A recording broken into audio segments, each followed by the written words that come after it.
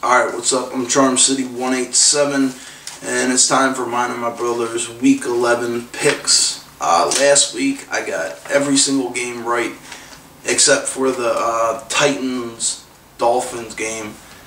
And I said that the Titans probably were going to win the game because they got embarrassed the week before, and their owner came out and said that the general manager, the coaches, the players' heads were going to start rolling if they didn't get their shit together, and they got it together. So, yep, one wrong last week.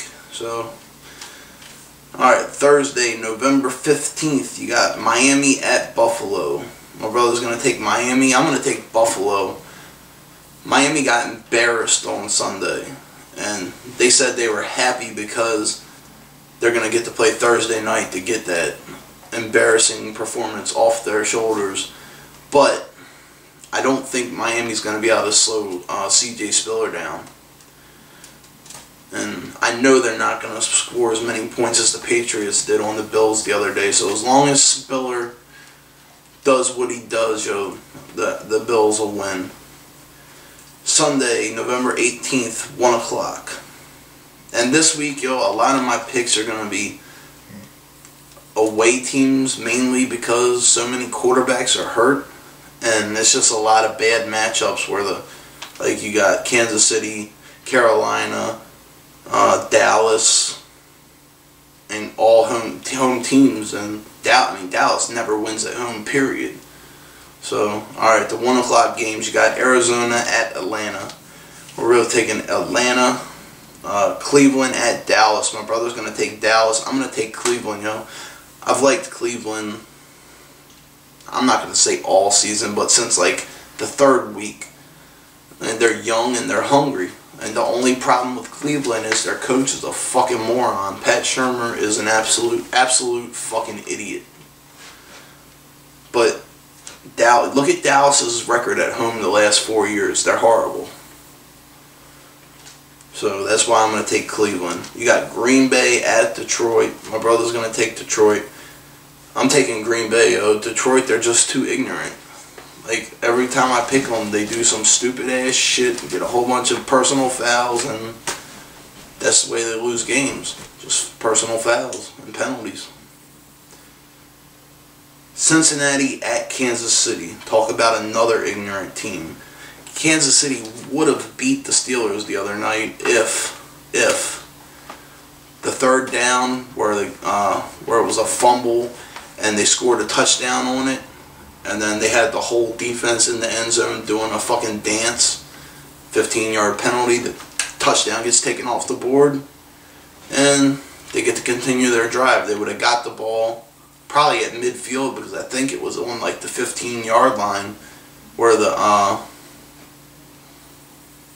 incomplete pass happened. So that would have been fourth down. They would have got the ball right then. But no. And then they were fucking doing their little dances when they sacked Roethlisberger. But they never got called for any of them. So, but they're just ignorant. They're too ignorant for me to pick. So we're both going to take Cincinnati. Philadelphia at Washington. We're both taking Washington, but I like Nick Foles. Plus how bad Washington's defense is. I mean, Philly has a chance, but I think for just how bad Washington's defense is, Philly's defense is as bad, if not worse. And RG3 is going to fucking wreck shop on them. But I do like Nick Foles, or Nick Foles, sorry. I think with a little bit of time with the first team, he'll be good, I think. Tampa Bay at Carolina, we're both taking Tampa Bay. Jacksonville at Houston, both taking Houston. The Jets at St. Louis, we're taking St. Louis. The Jets are ignorant as shit. Everybody in the locker room doing interviews with the media, talking shit about Tebow, but too pussified to put their name out there. They're doing that anonymously. Nobody is worse than Sanchez. He's the worst quarterback in the NFL. I mean, they all should want Tebow to play. Sanchez has not done anything, and he's not going to do anything. He has the worst completion. 10 touchdowns, 9 interceptions. There's been like 3 or 4 games this year where they haven't even scored. What else? He's a 50% completion percentage. Like, that's horrible. Anybody can do better than him. Alright, the Sunday afternoon games, you got 4:05 New Orleans at Oakland. We're both taking New Orleans. 4:25 San Diego at Denver. We're both taking Denver. My brother's got 24-17. I got 38-17. Indianapolis at New England. My brother's going to take New England 31-27. I'm going to take Indy 24-20. Yo, Indy is hungry, and they're playing good ball right now. New England's defense got beat up on by the Bills on Sunday. They would have lost if it weren't for Fred Jackson fumbling the ball at the goal line, and then I think he fumbled 2 or 3 times throughout the game, but the one time he fumbled right on the goal line, and they would have lost to Buffalo. That would have been horrible for them.